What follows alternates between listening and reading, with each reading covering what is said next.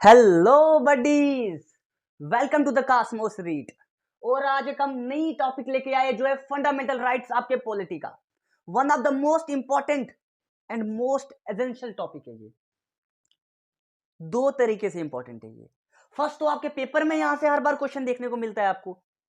Even आपका state SSB हो या पीएससी हो या कोई एसएससी का सेंट्रल लेवल का एग्जाम हो, हर पेपर में आपको यहां से क्वेश्चन देखने को मिलेगा।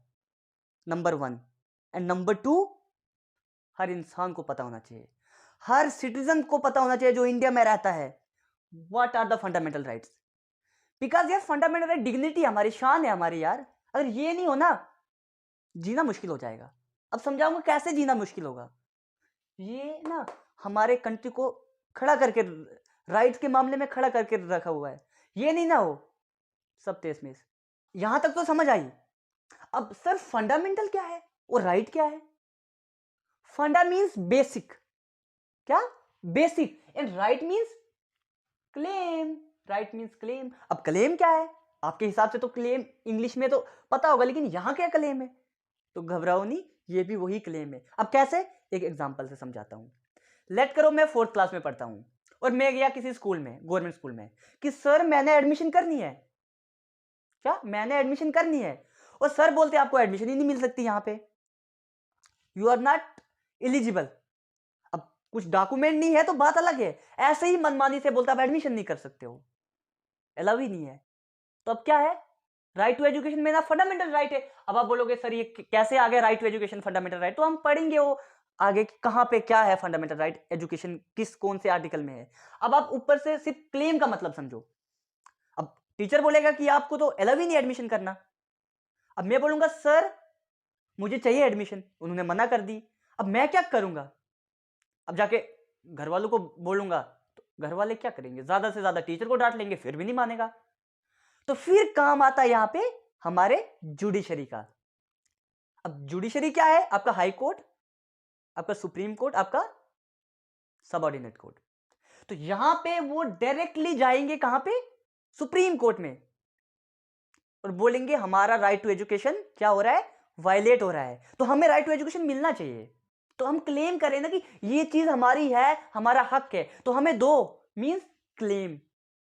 तो मतलब फंडामेंटल राइट्स, राइट होता है क्लेम, फंडा मींस बेसिक क्लेम जो हमारे लाइफ के लिए जरूरी है। अगर ये नहीं हो तो ऑलमोस्ट जिंदगी कुछ नहीं है, मैंने ऑलरेडी बोला। अब कैसे? फर्स्ट तो ये to secure political and freedom of hierarchy. अब कैसे ये? अब एक कोई पॉलिटिकल वाला आपके गांव का है, एमएलए बन गया, आपके साथ बनती नहीं किसी की उसकी, पूरे गांव में सबको उसने डरा के रखा हुआ। एग्जांपल गांव की इसलिए बोल रहा हूं क्योंकि गांव में ज्यादा ये चीज होती है, डरा के रखा हुआ है, धोस जमाई हुई है सबके ऊपर। अगर मेरी कहना नहीं मानोगे तो अंदर डाल दूंगा थाने में। अब होता क्या है कि उसके पास पावर है, डाल सकता है वो। यहां पे आपके फंडामेंटल राइट का काम आता है, मेरे को पकड़ के थाने डाल दिया। अब मेरा क्या है? Right to life with dignity, right against detention, मतलब मुझे अरेस्ट नहीं कर सकता कोई बिना किसी पार्टिकुलर रीजन के। तो मेरे यहां पे फंडामेंटल राइट काम आते हैं कि भाई आप मुझे नहीं डाल सकते, मेरे फंडामेंटल राइट है, मेरा कुछ कसूर नहीं है। मौके पे डाल भी दिया तो मजिस्ट्रेट के सामने उल्टा ही उनको फटकार सुनने को मिलेगी। इट मींस पॉलिटिकल स्टेबिलिटी के लिए है। कैसे? पॉलिटिकल फ्रीडम के लिए। कैसे? कि हमें वो दबा नहीं सकता। अगर वो है, अगर एमएलए है तो अपनी जगह है, हमारे लिए काम करने के लिए है, ना कि हमें दबाने के लिए। It means political freedom secure करता हमारा। और हायरार्की, ये ना सीरियसली बोल रहा हूं, बहुत बड़ी प्रॉब्लम है हमारी सोसाइटी में। अभी नहीं, पहले से, अभी फिर भी थोड़ी कम हुई है, लेकिन अभी भी कम नहीं हुई है। हायरार्की, ये बड़ी जात का है, ये छोटी जात का है, उससे छोटी जात का है, तो ये इसने खत्म कर दी भाई, सब बराबर। उसके बाद यहां समझाई सारी, right means claim, secure political hierarchy. उसके बाद इसको मेग्ना कार्टा ऑफ द इंडिया बोलते हैं, इंडियन कॉन्स्टिट्यूशन में मेग्ना कार्टा। अब भाई मेग्ना कार्टा क्यों बोलते और है क्या ये? मेग्ना कार्टा इंग्लैंड में, ध्यान से याद रखना, इंग्लैंड इंपॉर्टेंट है, इंग्लैंड में पहली बार ह्यूमन राइट दिए गए। उससे पहले इंसानों के राइट नहीं होते थे, मन आता था मार के चले जाते थे, मन आता था कब्जा कर दिए, कबीले ने दूसरे के ऊपर सबको मार दिया। इस कंट्री ने दूसरे के ऊपर हमला किया, मारा सबको और कब्जा कर दिया और राजा बन गए खुद, सबको मार दिया। किसी का कोई राइट नहीं, बाहर में जाए सारे। लेकिन पहली बार ऐसा हुआ इंग्लैंड में कि एक रिटर्न डॉक्यूमेंट लिखा गया, उसके ऊपर कुछ कुछ राइट लिखे गए, जैसे आप जिंदा रह सकते हो, आपको कोई मार नहीं सकता, बेसिक राइट्स लिखे गए। आप जिंदा रह सकते हो, आप अपना जो भी अपने रिलीजन, अपने मजहब को प्रैक्टिस कर सकते हो, प्रैक्टिस मीन्स आप उसको फॉलो कर सकते हो, अपने मजहब को आप उसमें रह सकते हो। तो पहली बार एक रिटन डॉक्यूमेंट में लिखा गया जिसका नाम क्या था, मेग्ना कार्टा।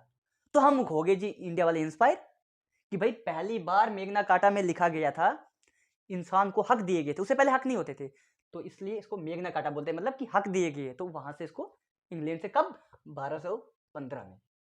ओके, बट हमने कहां से बारो किए, हमने इंग्लैंड के नहीं लिए, हमने इंग्लैंड के नहीं लिए, आगे समझाऊंगा क्यों। हमने लिए कहा, हम ठहरे शातिर, हम नहीं, बाबा अंबेडकर जी जिसने संविधान बनाया है, ठहरे शातिर, वो उठे और ले आए कहां से, यूएसए से ले आए, अमेरिका से, क्योंकि उनका भी कॉन्स्टिट्यूशन बहुत अच्छा है। जब आप पढ़ोगे अमेरिकन कॉन्स्टिट्यूशन तो बहुत अच्छा, वहां पे आपको उनके जो प्रोसीजर है जो कॉन्स्टिट्यूशन का, काफी अच्छा आपको मिलेगा। तो ले आए वहां से, कहां से, उनका जैसे हमारा फंडामेंटल राइट है, वहां उनका बिल्स ऑफ राइट है, तो वहां से ले आए। तो मतलब बारो कहां से किया है, क्वेश्चन मोस्ट इंपॉर्टेंट आता है कि इंडियन फंडामेंटल राइट कहां से बारो किए, तो कहां से किया, अब नहीं बोलेगा कभी, कहां से, यूएसए से। और राइट मींस क्लेम, और ये जस्टिसेबल है। अब ये क्या भला है जस्टिसेबल, अब दो टाइप के राइट्स होते हैं, एक होता है नॉन जस्टिसेबल, एक जस्टिसेबल। अब भाई है क्या जस्टिसेबल, जस्टिसेबल मतलब कि आपके राइट्स को अगर कोई भी दबाएगा ना, कोई भी रोकेगा ना, जैसे आपका राइट टू फ्रीडम है, आप कहीं भी घूम सकते हो, कोई भी दबाएगा ना, तो उससे होगा क्या, बवाल मच जाएगा। अब सीधा कोर्ट, सुप्रीम कोर्ट जा सकते हो, हाई कोर्ट, सुप्रीम कोर्ट, तो उससे क्या होगा, जस्टिसेबल है, मतलब आपको जस्टिस मिलेगा, जुडिशरी आपको जस्टिस देगी, सुप्रीम कोर्ट आपको जस्टिस देगा, बोलेगा आप गलत कर रहे हो, उसको रोका जाएगा, उस बंदे को जो ऐसा कुछ गलत कर रहा है। तो मतलब दीज आर जस्टिसेबल, अगर कुछ गलत हुआ है तो उसको रोकेगी कानून, बोलेगी आप गलत कर रहे हो, बाकियों में नहीं है। डीपीएसपी है जो आपका direct to principle of state policy, उसमें ऐसा नहीं है, अगर आपके राइट्स आपको नहीं मिल रहे तो नहीं मिल रहे, आप कानून नहीं जा सकते हो जी, नहीं जा सकते, लेकिन यहां जा सकते हो आप, बिकॉज सबका बाप है ये फंडामेंटल राइट, सबका बाप। अब कैसे, अब type of right Indian constitution में कितने, मेन 3 टाइप्स ऑफ राइट्स है इंडियन कॉन्स्टिट्यूशन में। एक आपका फंडामेंटल राइट जो ऑलरेडी बोला, सबका बाप। Main right, highest in hierarchy, सबसे बड़ा, सबसे इंपॉर्टेंट, बिकॉज जस्टिसेबल है, सबसे बड़ा। उसके बाद आपका कॉन्स्टिट्यूशन राइट। अब इसमें और इसमें थोड़ा सा डिफरेंस है, और आप होते हो हमेशा कंफ्यूज, पता है मुझे, लेकिन इस बार नहीं होने दूंगा आपको, याद रखना, इस बार समझा के ही जाऊंगा चाहे कुछ भी हो जाए। तो मतलब कॉन्स्टिट्यूशन राइट आपका वो राइट है जो कॉन्स्टिट्यूशन में मेंशन है, वो सारे राइट जो कॉन्स्टिट्यूशन में है। समझाई, नहीं आई समझ, अब समझाऊंगा फिर से। लेट करो ये हमारा कॉन्स्टिट्यूशन है, सारा संविधान है हमारा, इंडियन कॉन्स्टिट्यूशन, प्यारा कॉन्स्टिट्यूशन, इसके ऊपर ये राइट एक है, एक लिखा हुआ है, 3 4 5, ये 6 राइट है हमारे, लेट करो 7 राइट, कुछ भी रख सकते हो, ये राइट्स लिखे हुए, जैसे राइट टू एजुकेशन है, राइट टू प्रॉपर्टी है, राइट टू आपके अलग अलग राइट्स है, डिफरेंट राइट्स है। अब जो इस कॉन्स्टिट्यूशन के अंदर सारे राइट मेंशन है, वो आगे आपके कॉन्स्टिट्यूशन राइट, मतलब वो राइट जो कॉन्स्टिट्यूशन के अंदर है, दैट इज कॉन्स्टिट्यूशन राइट। कोई प्रॉब्लम नहीं, प्रॉब्लम। और इसमें से कुछ थोड़े से राइट्स है जो वो आपके फंडामेंटल राइट है। अब क्या आया ये समझ, अभी नहीं आई समझ, नहीं आई समझ, मींस फंडामेंटल राइट। अब इसका क्या मतलब, hence all fundamental rights are constitutional right, but all constitutional right are not fundamental right. इसका मतलब क्या है, मतलब ये है कि ये जो राइट्स इसके अंदर है, 1 2 3 4 5 6 पूरे कॉन्स्टिट्यूशन के अंदर, इसमें से आर्टिकल 1 में, आर्टिकल 2 में, जैसे डीपीएसपी में रख लो हमारा राइट टू प्रॉपर्टी, वो इसमें राइट टू प्रॉपर्टी, इसमें राइट टू एजुकेशन है, राइट टू लाइफ है, लाइफ है। तो मतलब ये कॉन्स्टिट्यूशन के अंदर ही है ना, कॉन्स्टिट्यूशन के बाहर थोड़ी है, कॉन्स्टिट्यूशन के अंदर है, लेकिन एक छोटे से पार्ट में है, बाकी कॉन्स्टिट्यूशन राइट जो पूरे कॉन्स्टिट्यूशन में। तो मतलब हेंस ऑल फंडामेंटल राइट, सारे फंडामेंटल राइट क्या है, कॉन्स्टिट्यूशन राइट है, बिल्कुल है, but all constitution right fundamental right नहीं, क्यों, कुछ तो इसके बाहर भी है, कंफर्म, खत्म, constitution right. Example right to property, अब प्रॉपर्टी आपकी कॉन्स्टिट्यूशन राइट है, पहले फंडामेंटल राइट था, लेकिन अब आपका कॉन्स्टिट्यूशन राइट है, आपका लीगल राइट है, तो इसको बोलते हैं कॉन्स्टिट्यूशन राइट, कॉन्स्टिट्यूशन में है लेकिन लीगल राइट है। उसके बाद आपके आ गया तीसरा वाला, सबसे बेकार वाला बेकार नहीं, मतलब जल्दी हो जाता है, ये जब मन करता है चेंज हो जाता है, जब मन करता है आ जाता है। इसको बोलते हैं ना मूड के मुताबिक। कोई इंसान होता है जो मूड पे डिपेंड होता है, मूड है तो आ गया, मूड है तो चला गया। अब कैसे? Ordinary means normal, easy change, आराम से चेंज कर सकते हो। और कौन चेंज कर सकता है? पार्लियामेंट। सारे ये पार्लियामेंट चेंज कर सकता है, गिवन बाय पार्लियामेंट एक्ट। लेकिन ये एक्ट वगैरह लाते हैं, इसमें कोई अमेंडमेंट प्रोसीजर नहीं लाया जाता। अमेंडमेंट प्रोसीजर अंडर 368 आर्टिकल में होता है, वो हम अलग से पढ़ेंगे। अब इतना याद रखो कि इसको प्रॉपर जो प्रोसीजर होता है उससे उसमें ये पास नहीं किया जाता अंडर 368 आर्टिकल। सिंपल में इसको पास कर दिया जाता है और जब चाहिए तो हटा दिया जाता है। Example, right to work. आपका काम है राइट टू वर्क, आपका राइट है, क्या है? Right to work. जैसे एमजी नरेगा में, एमजी नरेगा में आप घर का देखा होगा, पहाड़ी क्षेत्रों में जो पहाड़ी जगह है वहां पे आपको राइट टू वर्क मिलता है। आपको बोलता है आप काम करो, और वही काम करते, काम करके आप उसी का आपके अकाउंट्स में पैसे डालते हैं गवर्नमेंट। अब क्या होगा कि कल को एमजी नरेगा जो आपके साउथ इंडियन रोजगार जो बड़ा फेमस है इस नाम से, कल को बंद कर दे गवर्नमेंट, मन खराब हुआ, खत्म, नहीं आज के बाद नहीं देंगे, तो आप कोर्ट नहीं जा सकते हो भाई, सुप्रीम कोर्ट नहीं, हाई कोर्ट नहीं जा सकते हो। तो मतलब ऑर्डिनरी राइट है, इजी चेंज भी कर सकते हैं, इजी हटा भी सकते हैं। ओके, जैसे राइट टू मैटरनिटी लीव। अब प्रेग्नेंट जो जो हमारी महिलाएं होती है वो उनको छुट्टी मिलती है कुछ, आई थिंक 6 मंथ, कुछ 1 ईयर, 6 मंथ पहले कुछ होती है डिलीवरी से पहले। अभी मुझे एग्जैक्ट वो नहीं याद है कि कितना टाइम पीरियड होता है। सिर्फ एक कंसेप्ट समझो कि उनको जो मैटरनिटी लीव मिलती है वो भी एक ऑर्डिनरी राइट है। ऑर्डिनरी बिल पास करते हैं, ऑर्डिनरी नॉर्मल बिल पास करके अमेंड करके, अमेंड मीन्स चेंज करना, अल्टर करना किसी चीज को, आगे समझाऊंगा मैं अच्छे से फिर ये। तो चेंज करके, अमेंड करके वो कॉन्स्टिट्यूशन में डाल के उनको आगे लीव दे दी जाती है, मतलब ऑर्डिनरी। कोई यहां तक कंफ्यूजन नहीं? चलो आगे चलते हैं। एफआरएस मींस राइट्स, शॉर्ट में एफआरएस। ओके, अब वहां तक हम पहुंचे। उसके बाद आगे, in England rights are protected by parliament. अब थोड़ा सा हम कंपेयर करेंगे, हमने लिए कहां से थे? याद करो, हमने लिए कहां से थे? यूएसए से लिए थे। लेकिन अब इंग्लैंड से भी हम कंपेयर कर रहे हैं, क्यों? क्योंकि हम उसकी कॉलोनी रहे हैं। तो नो, जो इंडिया के जो कंपेयर है इंग्लैंड के साथ, तो इंग्लैंड में होता क्या है? इंग्लैंड में जो राइट है, जो फंडामेंटल राइट्स है, वो प्रोटेक्ट कौन करता है? पार्लियामेंट करता है। मतलब इसका ये है, इट मींस पार्लियामेंट प्रोटेक्ट करता है। पार्लियामेंट क्या है? आपका प्रेसिडेंट, आपका आपका पीएम और आपके काउंसिल ऑफ मिनिस्टर, आगे अच्छे से समझाऊंगा मैं। तो ये सब मिलके इसको प्रोटेक्ट करते हैं। प्रोटेक्ट मतलब कि ये चाहेंगे तो हटा सकते हैं, चाहेंगे तो रख सकते, आपको ये राइट्स कंटिन्यू, आप इसका एंजॉय करते रहेंगे, आपको ये राइट्स मिलते रहेंगे। बट इन इंडिया, इंडिया में बात अलग आ जाती है। क्यों? हमारे इंडिया महान है, तभी तो बोलते हैं वर्ल्ड लार्जेस्ट डेमोक्रेटिक कंट्री। क्यों बोलते हैं? इसलिए तो बोलते हैं। क्यों? क्योंकि यहां जुडिशरी प्रोटेक्ट करता है, मतलब चेक एंड बैलेंस है यहां।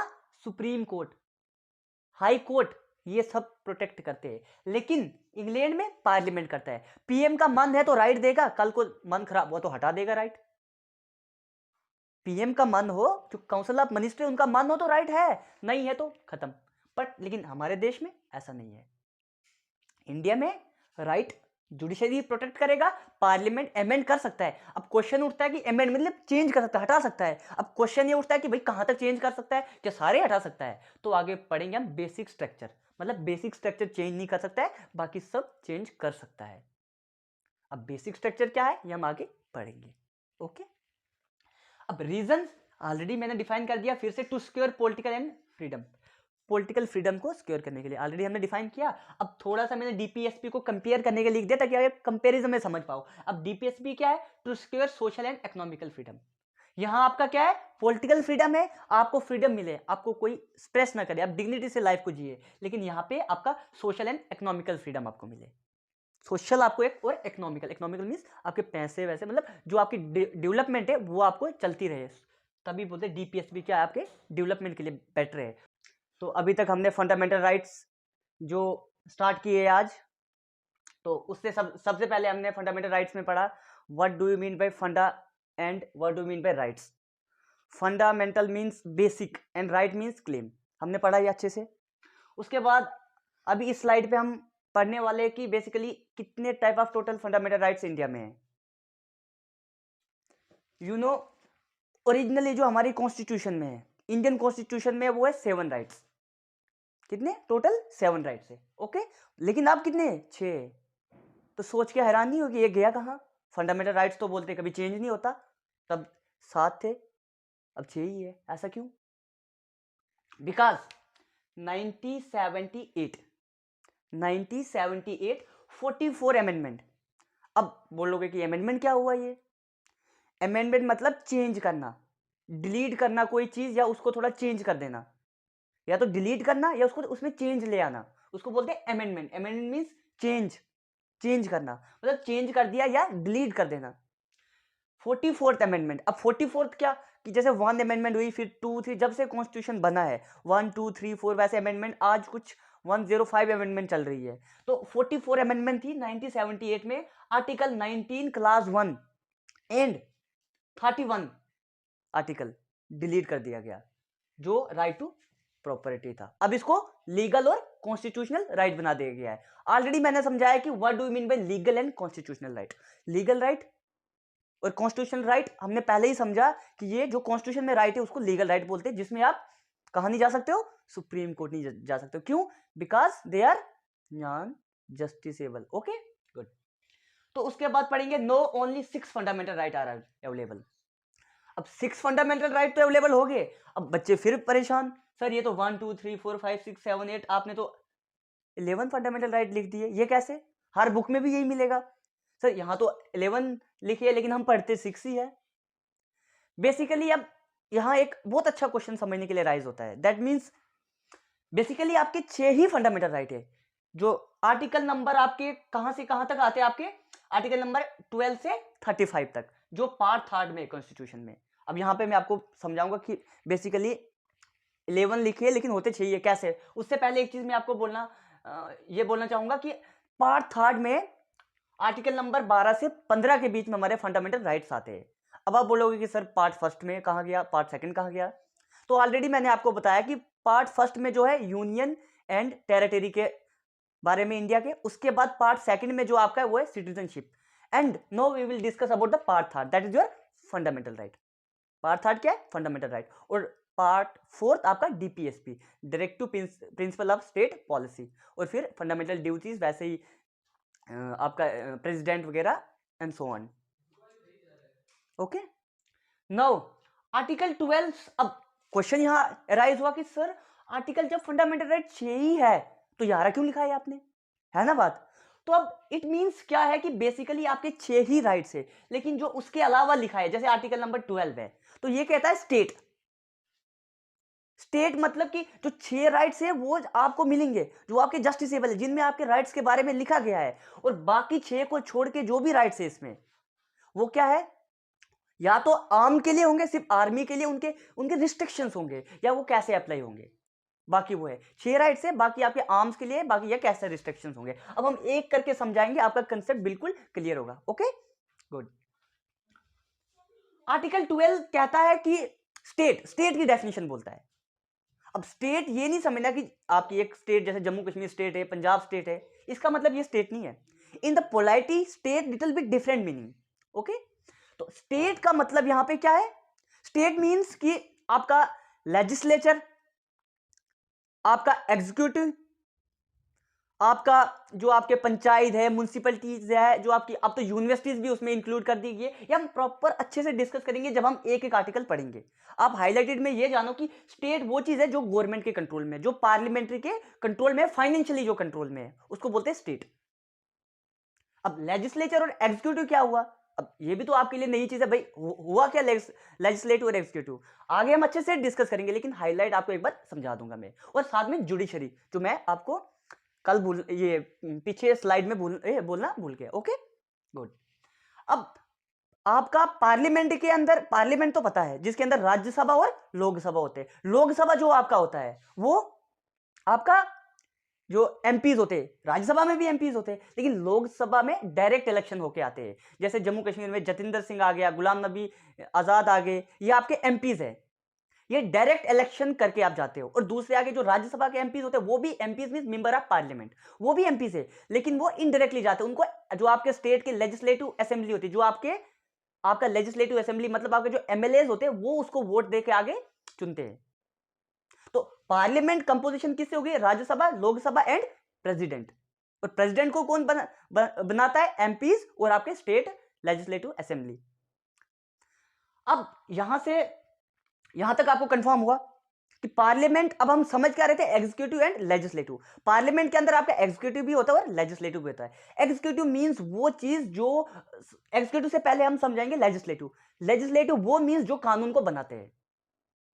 अब अगर फंडामेंटल राइट चेंज करना हो, कोई नई स्टेट बनानी हो, कोई नई कानून बनानी हो, जैसे जीएसटी बनानी हो, अब वो उठ के थोड़ी ना कोई भी आके बना लेगा कि हमने बनानी है, हमें ये चीज पसंद है। नो, ऐसा नहीं होता है।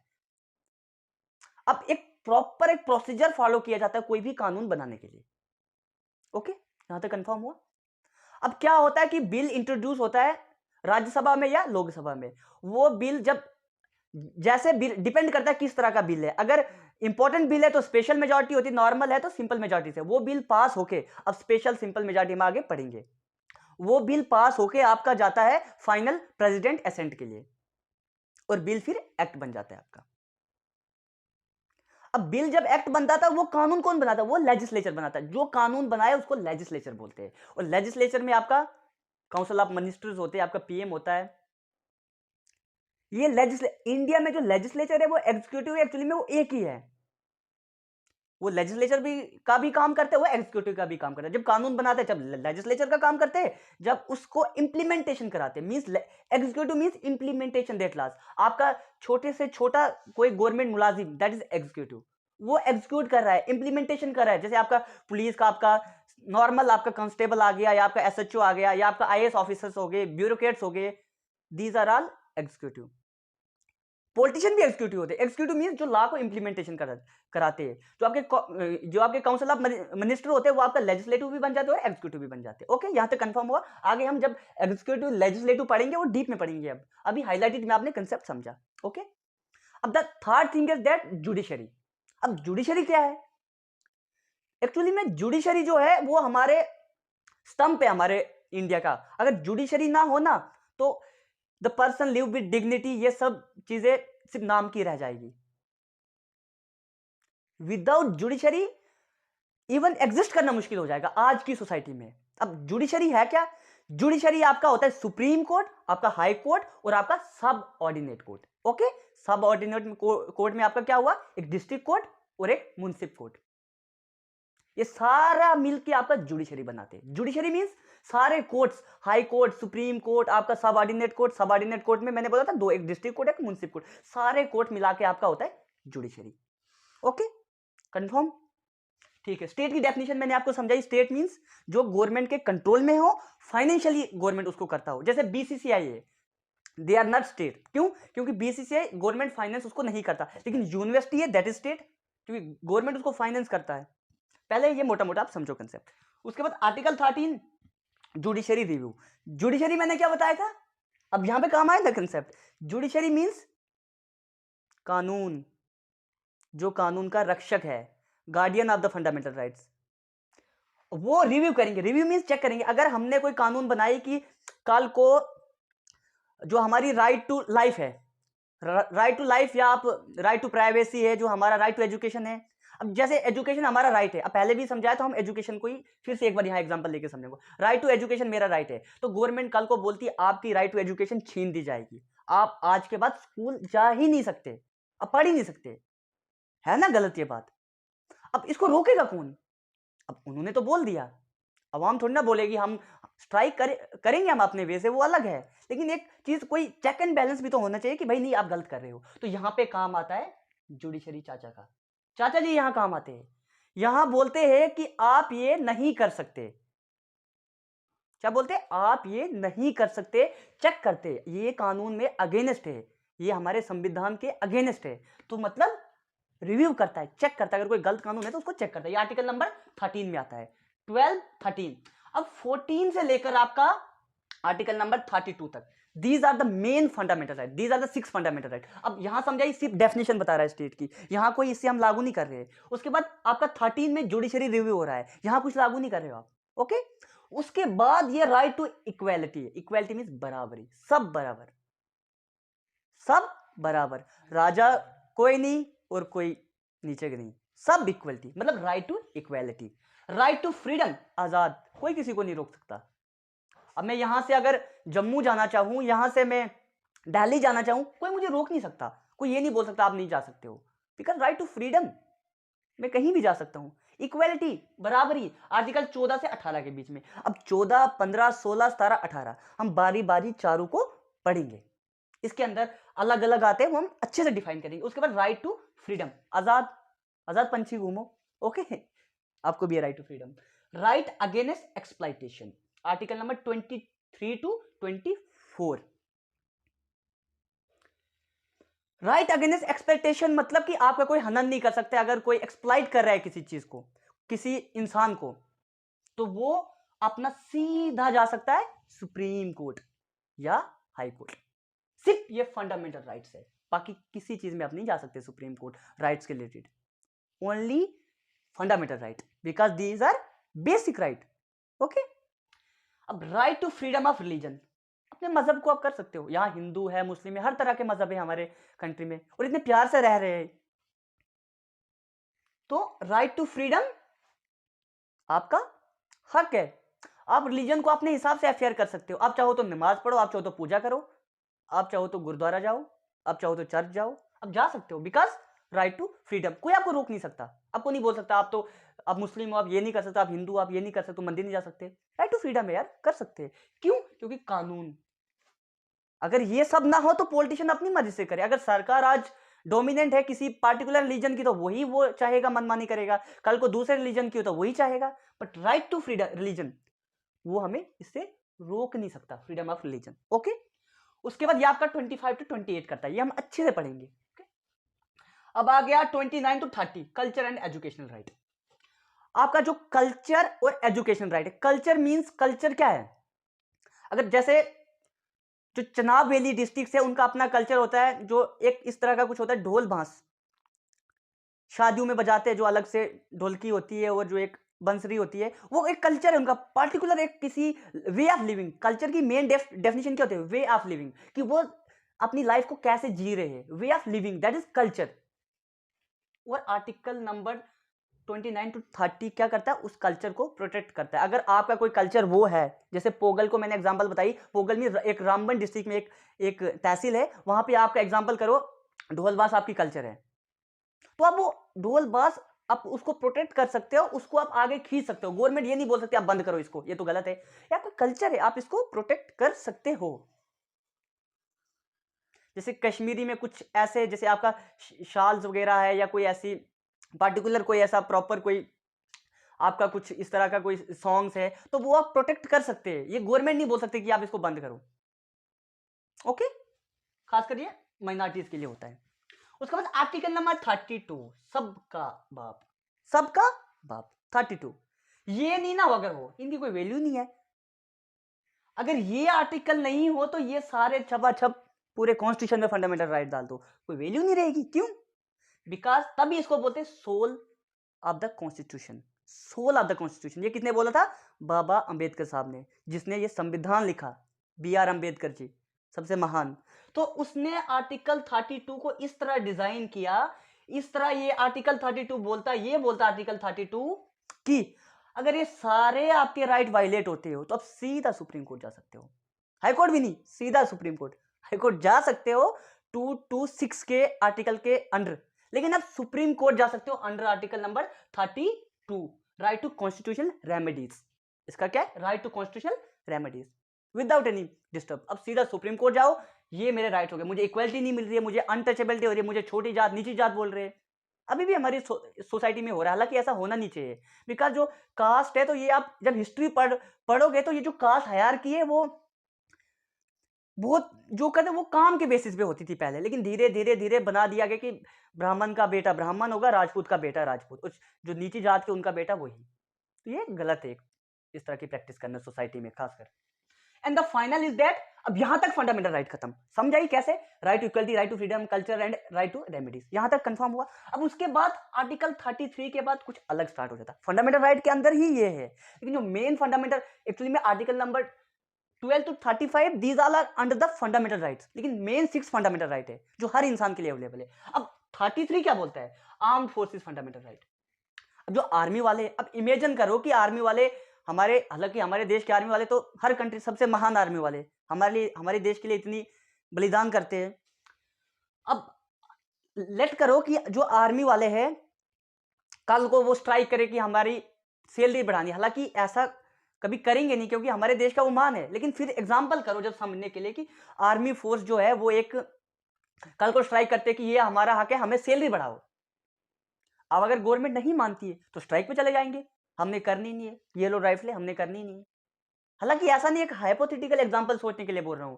हमारे देश के आर्मी वाले सबसे महान है, हम ऐसा कभी सोच भी नहीं सकते। जस्ट एक हाइपोथेटिकल एग्जांपल लो, तब क्या होगा? पाकिस्तान चाइना डल डल डल 2 दिन में आके सारा। तो अब यहां पे ये काम आता है, क्या काम आता है? उनको ये बोलता है कि आपका ये में से कोई भी फंडामेंटल राइट नहीं है। आप ये नहीं बोल सकते हो कि राइट टू फ्रीडम, हमें तो आजादी, हम छोड़ो, हम क्यों आप हमें रोक रहे हो, हम तो जाएंगे अपने घर। Right against exploitation, right to freedom of religion. तो उनके कुछ फंडामेंटल, ये नहीं सारे कुछ फंडामेंटल राइट्स उनके क्या कर दिए जाते। अब बोलोगे राइट टू लाइफ भी उनका छीन लो। कुछ फंडामेंटल राइट्स जो उनके वो उनके छीन दिए जाते हैं, उनके ऊपर अप्लाई नहीं होते। ओके, उसके बाद 34 मार्शल लॉ। अब मार्शल लॉ क्या भला है? Article number 34। अब मार्शल लॉ क्या है? Martial law means president rule. जब भी किसी कंट्री में प्रेसिडेंट रूल लगता है, इंडिया में नेशनल इमरजेंसी एक बार लगी है इंदिरा गांधी के टाइम में, सबसे भयानक नेशनल इमरजेंसी, सबको जेल में डाल दिया, सब बीजेपी पार्टी को जेल में। अब इसमें होता क्या है मार्शल लॉ में कि जो हमारे फंडामेंटल राइट्स है वो छीन दिए जाते हैं। अब आप एग्जांपल करो कि देश में इमरजेंसी लगी है, आप घर से चाड़ के निकल रहे हो, हमें तो जाना ही उधर है, हमें तो उधर ही घुस के चेक करना है कि हो क्या रहा है वहां पे, और आप भड़काऊ भाषण दोगे, हम हिंदू है, हमें आगे बढ़ना चाहिए, हम मुस्लिम है, हमें इनको मारना चाहिए, तो उससे क्या होगा? माहौल और खराब होगा। तो यहां पे ये बोलता है जहां पे मार्शल लॉ है वहां आप घर से बाहर नहीं निकल सकते। जिस तरह का कानून आपको बोल रही है आप उस तरह कर, वैसे ही करना है, और करना भी चाहिए वैसा ही। तो फंडामेंटल राइट्स जो है वो आप उसको आपके मार्शल लॉ में उसको आपको रोकेंगे। ओके, कंफर्म हो यहां तक? मतलब मार्शल लॉ प्रेसिडेंट रूल में आपके जो कुछ फंडामेंटल है, सारे नहीं, जैसे article number 20 and 21, these are the 2 articles, 20 and 21 याद रखना, मोस्ट इंपॉर्टेंट। 20 एंड 21 आर्टिकल्स आपके मार्शल लॉ में भी रिपेल नहीं होते, बाकी सारे हो जाते हैं, बाकी सारे हो जाते हैं। तभी तो बोलते हैं fundamental rights are not absolute. Absolute मतलब क्या? इसकी कोई लिमिट है, अनलिमिटेड नहीं है। अब राइट टू फ्रीडम भी कुछ लिमिट तक है, एब्सोल्यूट कुछ भी नहीं है। किसी एक खास एक किसी ऑथर ने कहा था, मुझे याद नहीं आ रहा, कोई कॉन्स्टिट्यूशन था, संविधान लिखने वाला, तो उनको पूछा गया कि फंडामेंटल राइट हमारे कहां तक अवेलेबल है। फंडामेंटल राइट्स मतलब समझे कि हम कहां तक फ्रीडम कर सकते हैं, इक्वलिटी कहां तक है, अगेंस्ट एक्सप्लॉइटेशन कहां तक है, right to freedom of religion कहां तक है, right to freedom of speech हम कहां तक खुला बोल सकते हैं, किसी के बारे में भी कहां तक है ऐसा लिखा हुआ, कहां तक कर सकते हैं? मतलब किसी को गाली भी दे सकते हैं क्या? अब फ्रीडम है राइट टू स्पीच, तो हम किसी को गाली भी दे दें? अब एक बहुत प्यारी बात उन्होंने की, उन्होंने कहा कि वहीं तक आपके पास वो आपका फंडामेंटल राइट है जहां तक दूसरे का वायलेट ना हो। अब मेरे बारे में कोई नॉर्मल बोल रहा है, यार वो अच्छा नहीं पढ़ाता है, समझ नहीं आती है, तो बोले, बिकॉज उसका एक फंडामेंटल राइट है। अब ये बोले कि गालियां देकर कि वो ऐसा है ये, तो अब मेरा वायलेट हो रहा है ना, राइट टू डिग्निटी, मेरी डिग्निटी है, मैं इज्जत से रहना चाहता हूं, और वो मेरा वायलेट कर रहा है। It means right to dignity, मेरा फंडामेंटल राइट आप वायलेट कर रहे हो, तो मतलब आपका फंडामेंटल राइट रोक दिया जाएगा, उसके बाद आपको हक नहीं दिया जाएगा कि आप बोलो। राइट टू स्पीच आपका हक छीन लिया जाएगा, उस टाइम पे आपको सजा भी मिल सकती है, जो कानून में, जो लॉज में प्रावधान होगा। अब समझिए कितनी प्यारी सी चीज। ओके, चलो आगे। अब मार्शल लॉ तो समझ आई, अब ये क्या भला यार, ये legislation to give effect to the provision for the enforcement and punishment of fundamental rights. अभी आर्टिकल नंबर 35 में बोलता है, अब ये क्या बोलता है, आर्टिकल नंबर 35 ये बोलता है लेजिस्लेचर मींस, अभी मैंने क्या बनाया था, जो कानून बनाते हैं। अब कानून बनाते कौन है, वो किस में अंदर होते हैं, पार्लियामेंट के अंदर होते हैं। उसमें एमपी राज्यसभा के भी और लोकसभा के भी होते हैं, और प्रेसिडेंट भी होता है लास्ट में असेंड करने के लिए। तो अब legislature, legislature means parliament, MPs और राज्यसभा के और लोकसभा के। लोकसभा मींस समझाया था मैंने, lower house, Rajya Sabha means upper house, upper house का और एक लोअर हाउस। लोअर हाउस जो होते हैं वो डायरेक्ट इलेक्शन होते हैं, जैसे एमपीज होते हैं, जतेंद्र सिंह आ गया आपका, राजनाथ सिंह आ गया, और दूसरा आपका आ गया राज्यसभा। लोकसभा में जतेंद्र सिंह राजनाथ, राज्यसभा में आपका जैसे गुलाम नबी आजाद जी थे अभी तक, वो क्या थे, राज्यसभा के वो एमपी रहे, वो भी तो एमपी रहे लेकिन राज्यसभा के रहे। तो मतलब उसको एमएलए चुन के देते, जो स्टेट लेजिस्लेटिव असेंबली होती है वो उसको वोट देके आगे बनाती है।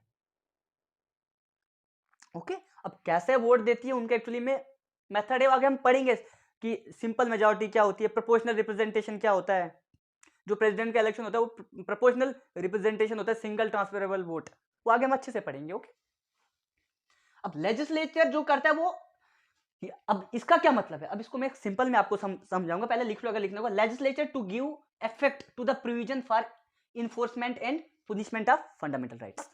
अब इसका मतलब क्या है, इसका मतलब ये है कि पार्लियामेंट को ये पावर दी गई है, क्या पार्लियामेंट को ये पावर दी गई है कि अगर इनमें से कोई फंडामेंटल राइट में कोई अगर उसको नीड पड़े तो उसको थोड़ा बहुत एमेंडेबल करके, थोड़ा बहुत एमेंडेबल मींस चेंज करके क्या कर सकता है,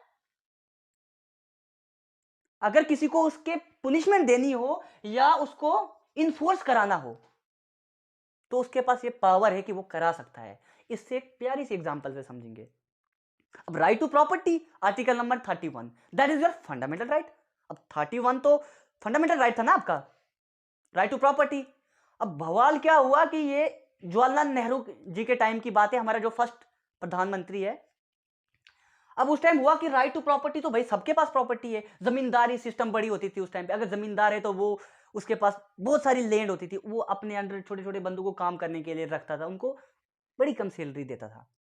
अब दिक्कत क्या हुई, दिक्कत ये हो गई कि जो जो बड़े जो रईस लोग थे वो छोटे को आगे निकले नहीं देते थे, सारे पैसे उसको ले आना, उनसे मेहनत करवानी, खुद बैठ बैठ के खाना। अब नेहरू जी ने तो बैठ के सोचा कि भाई यार कुछ तो करना पड़ेगा ऐसा कि उनको भी थोड़ी जमीन मिले, ऐसे तो अमीर अमीर ही बनता रहे, फिर आजादी का क्या फायदा, अंग्रेजों से तो आजाद हुए, इंडिया वालों ने गुलाम कर दिया। तो यहां अब आया कि एक काम करो, प्रॉपर्टी सब में बांट दो। अब ये भी नहीं कर सकते, क्यों, पूछ गए जी article number 31, right to property, हमारा तो फंडामेंटल राइट है, हम तो जा ही नहीं सकते, अब तो हमारा ये छीन ही नहीं सकते। पूछ गया जी सुप्रीम कोर्ट, डिफरेंट केसेस पढ़ेंगे हम कि time to time supreme court ने क्या जजमेंट दी है, लेकिन अभी एक आप समझो कि वो पूछ गया हाई सुप्रीम कोर्ट, ये तो हमारा फंडामेंटल राइट है, राइट टू प्रॉपर्टी, अब छीन ही नहीं सकते। नेहरू जी सोचे, वो इतनी मुश्किल से तो एक सोसाइटी के भलाई के लिए सोचा था, ये तो कुछ अलग ही सोच रहे हैं, इनको तो अपना ही फायदा, पर्सनल इंटरेस्ट देखना है। तो यहां पे फिर उन्होंने सोचा कि इसका काम लाया। अब क्या किया कि 31 को ही डिलीट कर दिया, 31 को ही डिलीट कर दिया, भगा दिया। कहां भगाया, जाके लीगल राइट बना दिया, लीगल राइट बना दिया कि अब प्रॉपर्टी आपकी कोई छीन सकता है, उसके बदले पैसे काफी देगा वो अलग बात है, लेकिन प्रॉपर्टी आपकी छीन सकता है, बिकॉज आपका वो फंडामेंटल राइट नहीं रहा। तो मतलब कॉन्स्टिट्यूशन के पास आर्टिकल 35 क्या कहता था, उसके पास, पार्लियामेंट के पास, लेजिस्लेचर के पास ये पावर है, क्या है, ये पावर है कि कोई भी फंडामेंटल राइट इन्फोर्स कर सकता है, उसको पुनिश कर सकता है अगर सोसाइटी के भले के लिए हो। अब प्रॉपर्टी तो भले के लिए थी ना, गरीबों को भी मिल रही थी, मिल रही थी ना गरीबों को, तो तभी उन्होंने इस चीज को इन्फोर्स किया। तो अच्छे के लिए था ना ये, तो पूरे आर्टिकल समझे हम, ऊपर ऊपर से सारा खेल समझ गए हम कि ये है क्या खेल था, कब हुआ ये, ओरिजिनली 7 थे, अब हो गए 6, उसके अंदर भी एक नया है, टोटल 11 आते, हम पढ़ते 6 ही है, उसके बाद तो हम पढ़ते नहीं, 12 13 तो पढ़ते नहीं, डायरेक्ट 14 आ जाते, फिर हम 32 तक ही पढ़ते, उसके बाद नहीं जाते। अब समझाया, 6 हमारे बेसिकली हमें राइट है, उसके बाद जो है वो कुछ उसको राइट्स को रिस्ट्रिक्शंस, वो प्रोटेक्ट कैसे करेंगे उन राइट्स को, और कुछ है कि उन राइट्स को आर्मियों के लिए कैसे यूज होंगे या वो कैसे रिस्ट्रिक्ट किए जाएंगे पार्टिकुलरली, तो उनके बारे में। सो अगर कोई पूछेगा आज के बाद तो टोटल कितने फंडामेंटल राइट है, हाथ खड़ा करके बोलना है 6। पहले कितने थे ओरिजिनली, 7। कौन से पार्ट में आते हैं, 3। Article 12 to 35, 12 to 35। But main जो आते हैं वो 14 से 32 तक। मेन कहने का मतलब ये नहीं है कि यही है बाकी नहीं है कुछ, बाकी भी उनके बिना ये कुछ नहीं है। इसका मेन कहने का मतलब ये है कि 12 से जो आपके 14 से जो आपके 14 से जो आपके 32 तक है वो हर इंसान के ऊपर लागू है। हमारे ऊपर जो नॉर्मल सिटीजनशिप है, जो सिटीजनशिप उनके ऊपर लागू है। बट जो बाकी है उसमें से कुछ उसके प्रावधान, जैसे स्टेट की कुछ डेफिनेशन बताते हैं, जुडिशरी रिव्यू बताते हैं कि जुडिशरी अगर कोई गलत बनेगा तो उसके ऊपर रिव्यू कैसे करेगा। तो ये आज का हमारा पूरा था फंडामेंटल राइट्स का। अब हम पढ़ेंगे features of the fundamental rights. Okay, thank you.